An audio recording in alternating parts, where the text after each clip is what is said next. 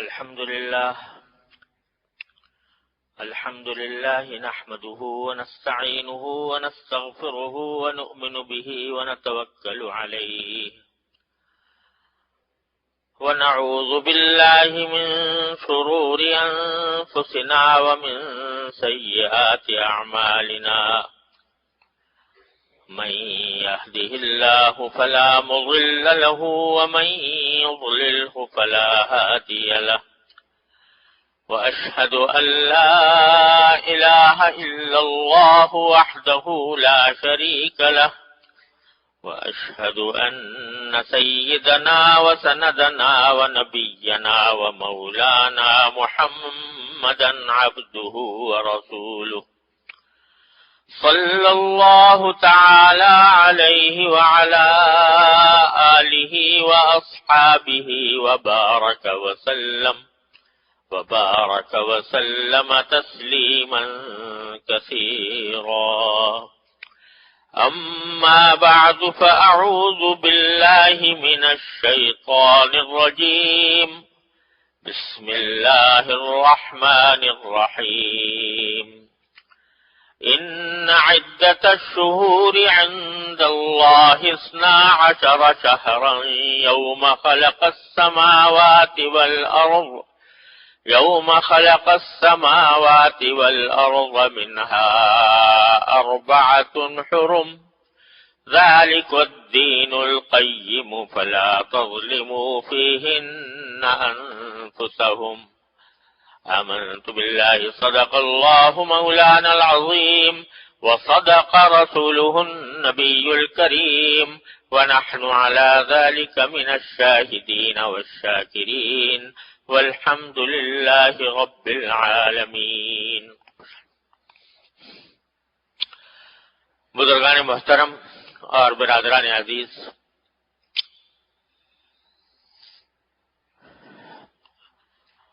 کیونکہ محرم کا مہینہ چل رہا ہے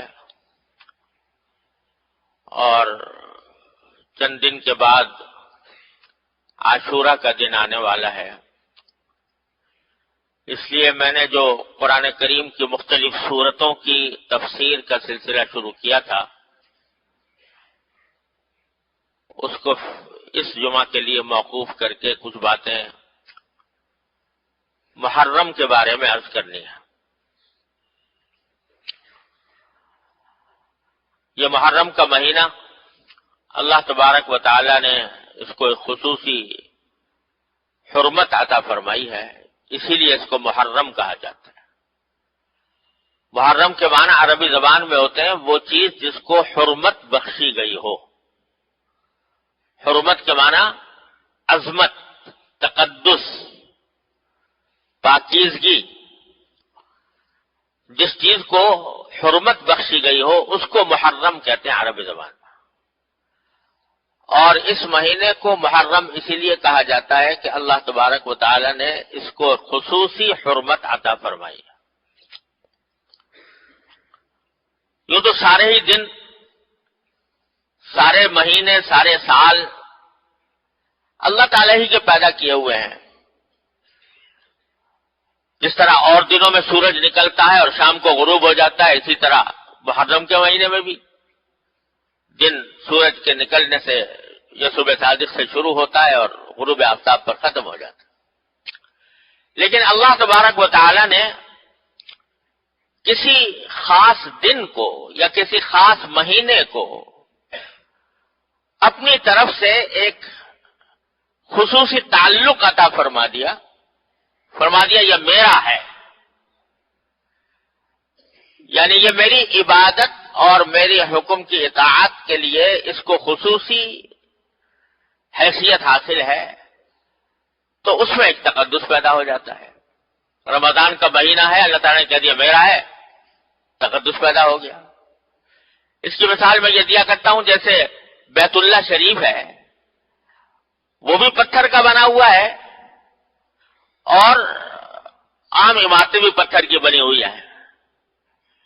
بلکہ اگر ظاہری اعتبار سے دیکھا جائے تو بیت اللہ شریف کے عمارت میں وہ حسن، ظاہری حسن نہیں جو اور بہت سی عمارتوں کے اندر ہوتا ہے. پتھر بھی اس کے پلاسٹر بھی نہیں ہے اس کے اوپر، رنگ بھی نہیں ہے، لیکن چونکہ اللہ تبارک و تعالیٰ نے فرما دیا کہ یہ میرا ہے، تو اس کے نتیجے میں وہ بیت اللہ شریف کی ایک عظمت اتنی اس درجے ہو گئی کہ ساری بڑی سے بڑی اعلیٰ سے اعلیٰ شاندار سے شاندار عمارتیں اس کے آگے ہیچ ہیں۔ جتنی کشش اللہ تعالیٰ نے اس کے اندر پیدا کر دی ہے ویسی کسی بڑی سے بڑی عمارت میں نہیں ہو سکتی۔ تو یہی معاملہ دنوں اور ہفتوں کا ہے کہ اللہ تبارک و تعالیٰ جس کسی دن کو اپنی طرف منسوب فرما دیتے ہیں تو اس کی وجہ سے اس میں شرف پیدا ہو جاتا ہے، اس میں عظمت آ جاتی ہے، اس میں حرمت پیدا ہو جاتی ہے۔ یہ محرم کو بھی اللہ تبارک و تعالیٰ نے ایسا ہی مہینہ قرار دیا، اور یہ بات کہ محرم کا مہینہ خصوصی حرمت رکھتا ہے یہ کوئی نئی بات نہیں۔ نبی کریم صلی اللہ علیہ وسلم کی دنیا میں تشریف آوری سے بہت پہلے سے اس مہینے کو حرمت والا مہینہ کہا جاتا تھا، کیونکہ اللہ تعالیٰ کا حکم تھا، تو جتنے انبیاء کرام علیہ السلام آئے وہ بھی اس کی عظمت اور حرمت کے قائل تھے۔ بعض لوگوں میں یہ بات مشہور ہو گئی ہے کہ عاشورہ یا 10 محرم الحرام کے دن کو جو خصوصی تقدس حاصل ہے وہ حضرت حسین رضی اللہ تعالیٰ عنہ کی کربلا میں شہادت کی وجہ سے ہے۔ بعض لوگ یہ سمجھتے ہیں، یعنی چونکہ حضرت حسین رضی اللہ تعالیٰ عنہ کی شہادت میدان کربلا میں 10 تاریخ کو ہوئی تھی، 10 محرم کو، اس واسطے وہ سمجھتے ہیں کہ عاشورہ کی یہ خصوصیت ہے اور عاشورہ کے اندر یہ تقدس ہے یا اس کی حرمت ہے کہ وہ حضرت حسین کی شہادت کی وجہ سے وہ معزز اور مکرم ہو گیا۔ یہ بات درست نہیں ہے، اس لیے کہ محرم کی حرمت تو بہت پہلے سے چلی آتی ہے، انبیاء کرام کے زمانے سے چلی آتی ہے، اور حضرت نبی کریم صلی اللہ علیہ وسلم نے اس کی حرمت کا اعلان فرمایا، اپنی حیات طیبہ میں اعلان فرمایا جبکہ حضرت حسین رضی اللہ تعالیٰ عنہ چھوٹے سے بچے تھے۔ لہذا 10 محرم میں حرمت اور تقدس اس واقعے سے پیدا نہیں ہوا، بلکہ اس کے برعکس حضرت حسین رضی اللہ تعالیٰ عنہ کی فضیلت اور ان کی عظمت کا یہ ایک مظاہرہ تھا کہ اللہ تبارک و تعالیٰ نے ان کو شہادت کا مقام عطا فرمانے کے لیے اس دن کو منتخب فرمایا جو پہلے سے مقدس چلا تھا۔ یہ ان کی عظمت ہے، حضرت حسین رضی اللہ تعالیٰ کی عظمت ہے، حضرت حسین رضی اللہ تعالیٰ کی فضیلت ہے کہ ان کی شہادت اس دن میں واقع ہوئی۔ تو حقیقت میں یہ شروع سے اس کو، چنانچہ میں نے جو آیت آپ کے سامنے تلاوت کی ہے اس میں اللہ تبارک و تعالیٰ نے فرمایا کہ عدت الشہور عند اللہ 12 شہرا، کہ اللہ تبارک و تعالیٰ نے جو مہینے بنائے ہیں وہ کل 12 مہینے ہیں، اور یہ 12 مہینے اللہ تعالیٰ نے طے کر دیے تھے یوم خلق السماوات والارض، اسی دن جس دن کے آسمانوں اور زمین کی تخلیق فرمائی، ان کو پیدا کیا، اسی دن اللہ تبارک و تعالیٰ نے یہ 12 مہینے مقرر کر دیے تھے کہ 12 مہینوں کا ایک سال ہوا کرے گا۔ کفار اور مشرکین جو ہیں وہ اپنی ذاتی اغراض کے تحت مہینوں میں آگے پیچھے کرتے رہتے تھے، تو اس کا ذکر کرتے ہوئے فرمایا کہ 12 مہینے اللہ تعالیٰ نے پہلے سے مقرر کر رکھے ہیں، منہا 4 حرم، ان 12 مہینوں میں سے 4 مہینے اللہ تعالیٰ نے حرمت والے رکھے ہیں، ان میں سے یہ محرم ہے اور سفر ہے اور رجب کا مہینہ ہے اور ذوالقعدہ کا مہینہ، یہ خاص طور پر اللہ تبارک و تعالیٰ نے حرمت والے رکھے ہیں، جس کے معنی یہ تھے کہ ان 4 مہینوں میں جنگ کرنا جائز نہیں تھا، ان 4 مہینوں میں کسی جائز مقصد کے لیے جنگ کرنا بھی جائز نہیں تھا، اس واسطے ان کو اشہر حرم کہتے تھے۔ اور جاہلیت کے زمانے میں جو مشرکین تھے وہ بھی ان 4 مہینوں کی حرمت کے قائل تھے، اور وہ بھی یہ کہتے تھے کہ ان دنوں میں لڑائی کرنا حرام ہے، کیونکہ حضرت ابراہیم علیہ السلام کے وقت سے یہ بات چلی آتی تھی کہ ان 4 مہینوں میں لڑنا حرام ہے، اور ابراہیم علیہ السلام کے دین کی بہت سی باتیں مشرکین کے اندر چلی آتی تھی، ان میں سے ایک بات یہ بھی تھی. لیکن اس کے لیے انہوں نے ہیرا نکالا تھا کہ اگر لڑتے لڑتے مثلا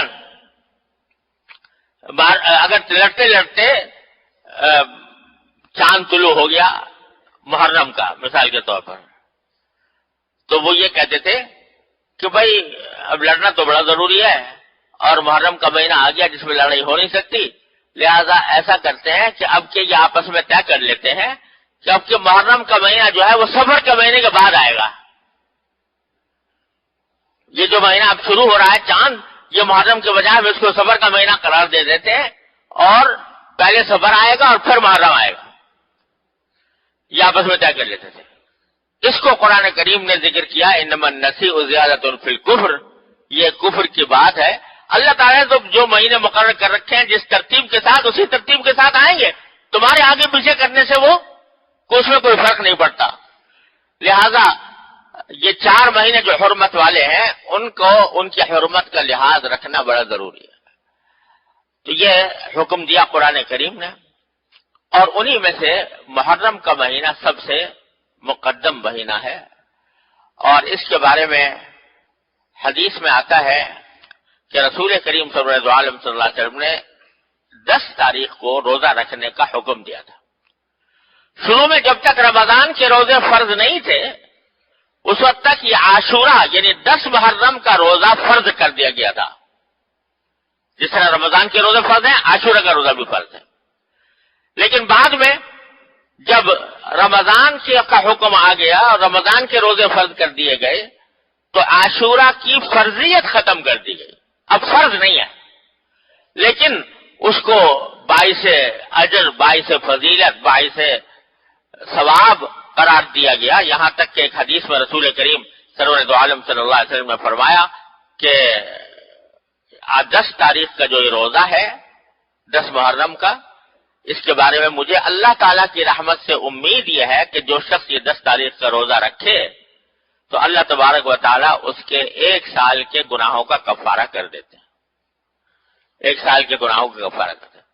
یہاں ہی میں بتا دوں کہ جن جن اعمال کے لیے یہ فرمایا جاتا ہے کہ یہ گناہوں کا کفارہ کر دیتے ہیں، اس سے مراد صغیرہ گناہ ہے.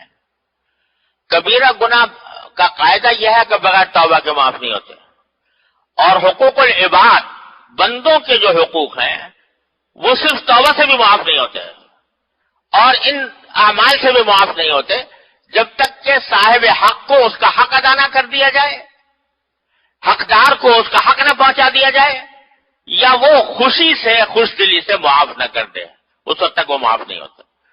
تو یہ جو کہا گیا کہ 1 سال کے گناہ معاف ہو جاتے ہیں، مطلب یہ کہ صغیرہ گناہ اس سے معاف ہو جائیں گے 1 سال کے. اگر کوئی کبیرہ گناہ کیا ہے تو اس کے لیے توبہ کرنی ضروری ہوگی. اور ایک اور حدیث میں رسول کریم صلی اللہ علیہ وسلم فرمایا کہ یہ روزہ جو ہے اور محرم کے روزے یہ رمضان کے بعد سارے سال میں سب سے زیادہ افضل روزہ ہے. اس لیے یہ ایک اہم بات ہے. اور بعض روایات سے یہ معلوم ہوتا ہے کہ نبی کریم صلی اللہ علیہ وسلم جب مدینہ منورہ تشریف لائے تو دیکھا کہ وہاں کے یہودی جو ہیں وہ عاشورہ کے دن روزہ رکھتے ہیں 10 محرم کو، یہودی بھی. آپ نے پوچھا کہ بھئی کیوں رکھتے ہو تم 10 تاریخ کو روزہ کیوں رکھتے ہو؟ تو انہوں نے جواب میں یہ کہا کہ یہ 10 محرم وہ تاریخ ہے جس میں اللہ تبارک و تعالیٰ نے حضرت موسیٰ علیہ السلام کو فرعون سے نجات بخشی تھی، اور یہی تاریخ ہے جس میں فرعون بحر احمر میں غرق ہوا، اور اسی تاریخ میں حضرت موسیٰ علیہ السلام کو فرعون سے نجات ملی، اور پھر وہ اپنی قوم کو لے کر صحرائے سینا کی طرف روانہ ہوئے. تو چونکہ فرعون غرق ہوا اور نبی حضرت موسیٰ علیہ السلام کو آزادی اور فرعون کی غلامی سے بنی اسرائیل کو آزادی ملی، اس کی خوشی میں ہم اس روز روزہ رکھتے ہیں. تو نبی کریم صلی اللہ علیہ وسلم نے فرمایا کہ بھئی موسیٰ علیہ السلام کو جو فرعون سے نجات ملی یہ تو ہمارے نزدیک بھی بہت بڑا اہم واقعہ تھا، لہذا ہم بھی روزہ رکھیں گے.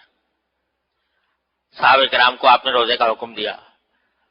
اور پھر بعد میں اللہ تبارک و تعالیٰ نے اس کو فرض کر دیا ان دنوں میں. تو اس سے معلوم ہوتا ہے کہ عاشورہ میں یہ بھی واقعہ عاشورہ سے وابستہ ہے کہ موسیٰ علیہ السلام کو اللہ تعالیٰ نے فرعون سے نجات عطا فرمائی تھی.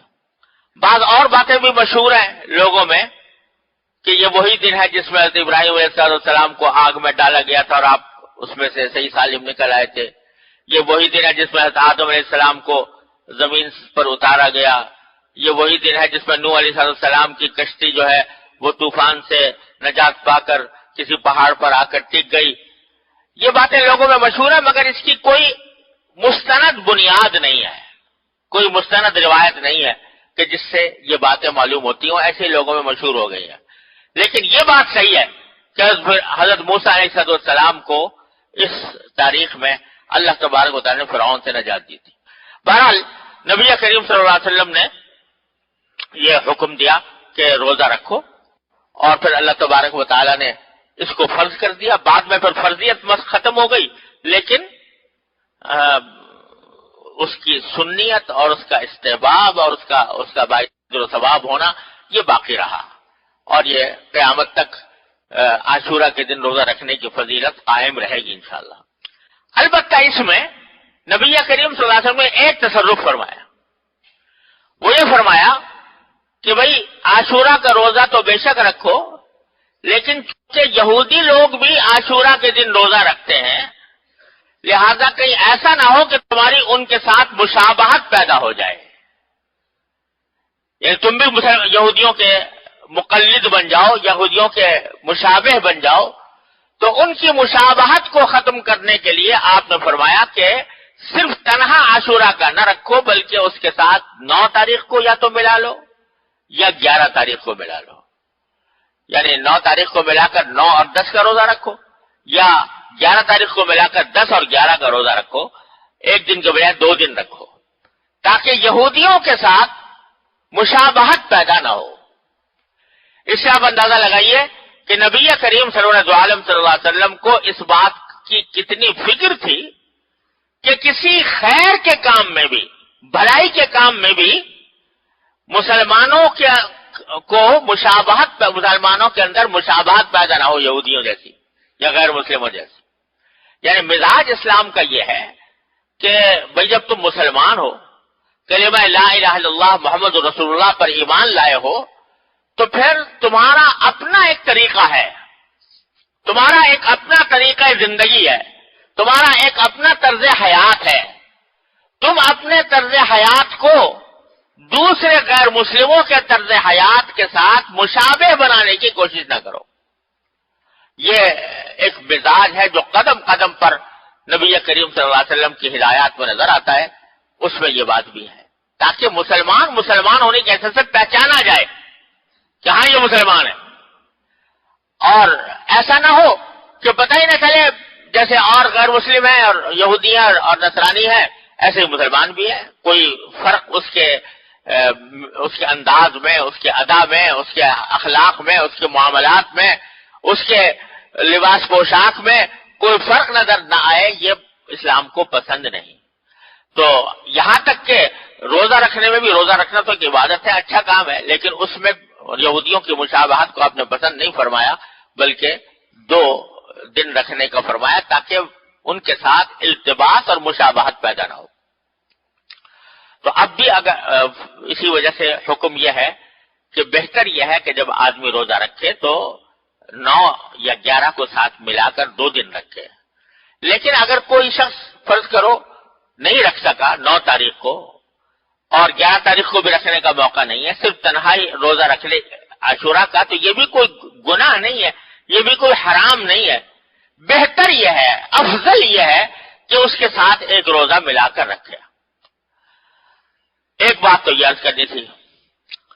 دوسری بات جو اسی آیت کریمہ میں جو میں نے آپ کے سامنے تلاوت کی ہے, اللہ تبارک و تعالیٰ نے ایک عجیب و غریب جملہ ارشاد فرمایا کہ دیکھو تمام مہینے جو اللہ نے مقرر فرمائے ہیں وہ 12 مہینے ہیں جن میں سے 4 حرمت والے ہیں. تو پھر آگے جملہ فرمایا فَلَا تَظْلِمُوا فِيهِنَّ أَنفُسَكُمْ,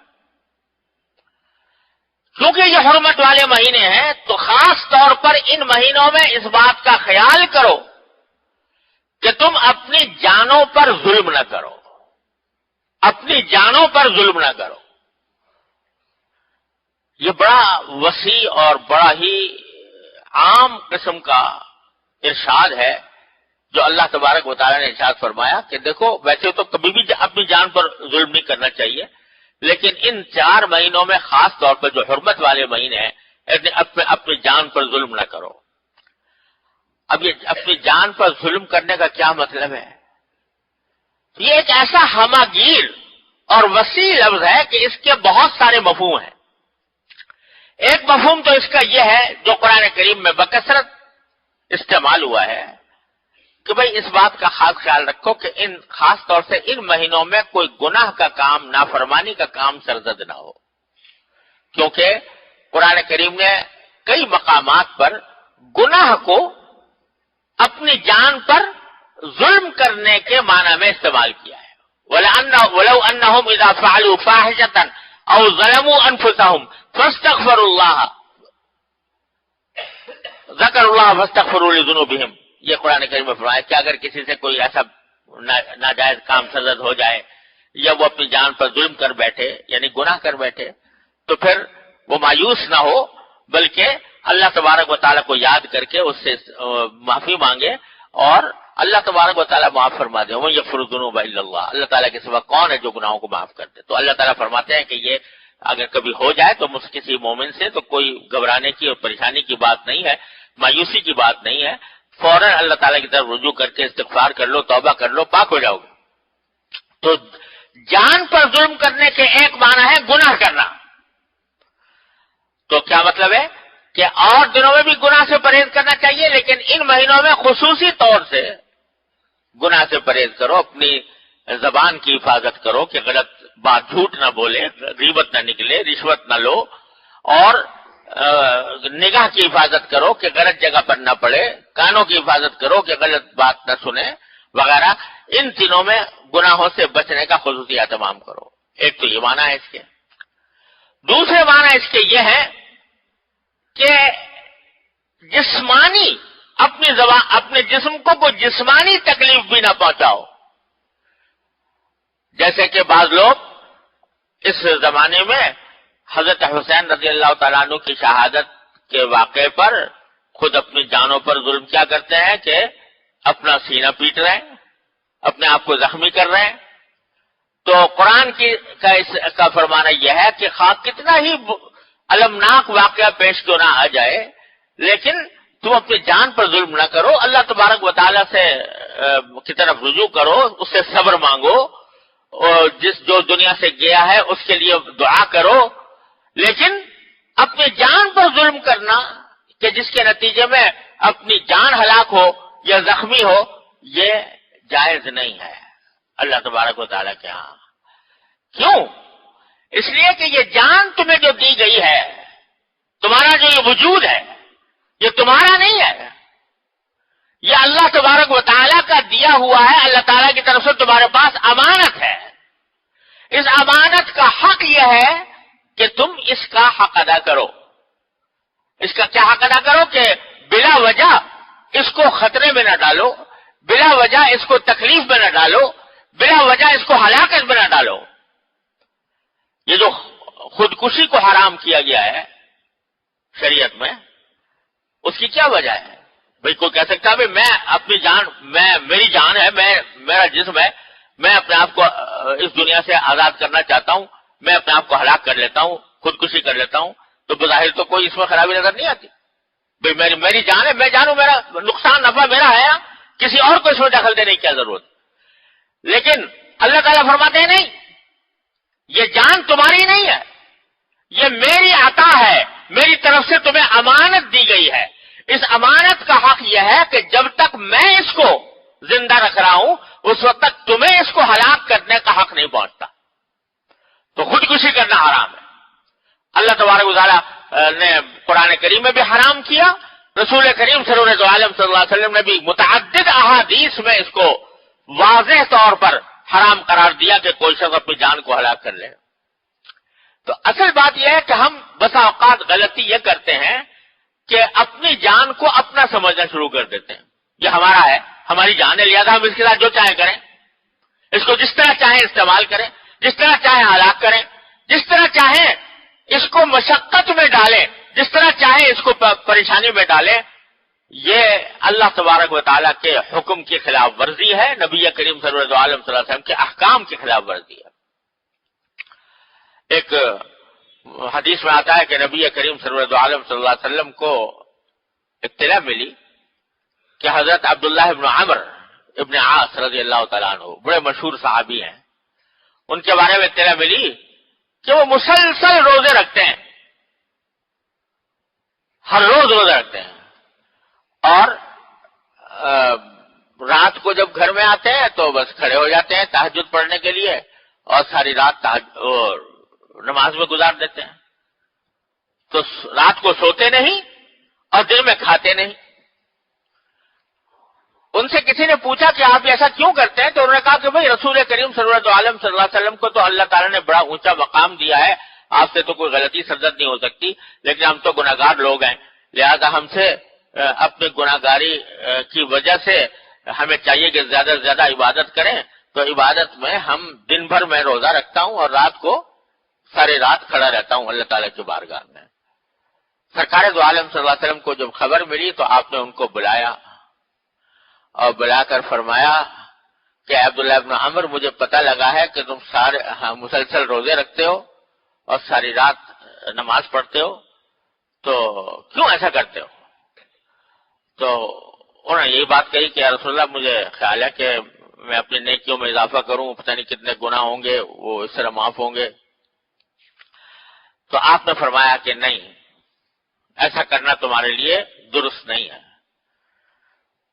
فرمایا کہ ان لنفسک علیک حقا، تمہاری جان کا بھی تم پر حق ہے، وان لعینک علیک حقا، تمہاری آنکھ کا بھی تم پر حق ہے، وان لزوجک علیک حقا، اور تمہاری بیوی کا بھی تم پر حق ہے، وان لزورک علیک حقا، تمہارے پاس جو مہمان آئے ہیں ان مہمانوں کا اکرام کرنا بھی تمہاری ذمہ داری، تمہارے اوپر حق ہے.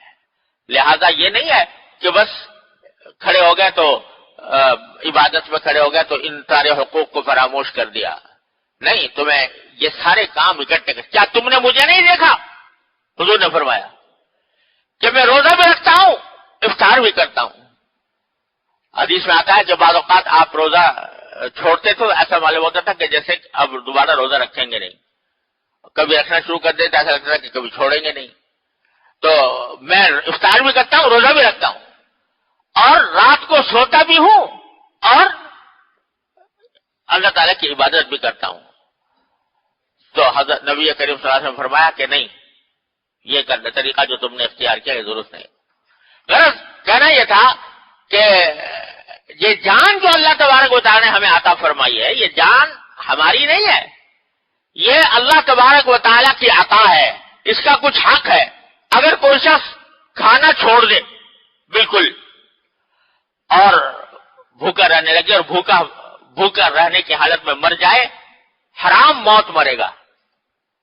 اس لیے کہ یہ جان اللہ تعالیٰ نے عطا فرمائی تھی تو اس کا حق تھا کہ اس کو مناسب وقت پر غذا دو.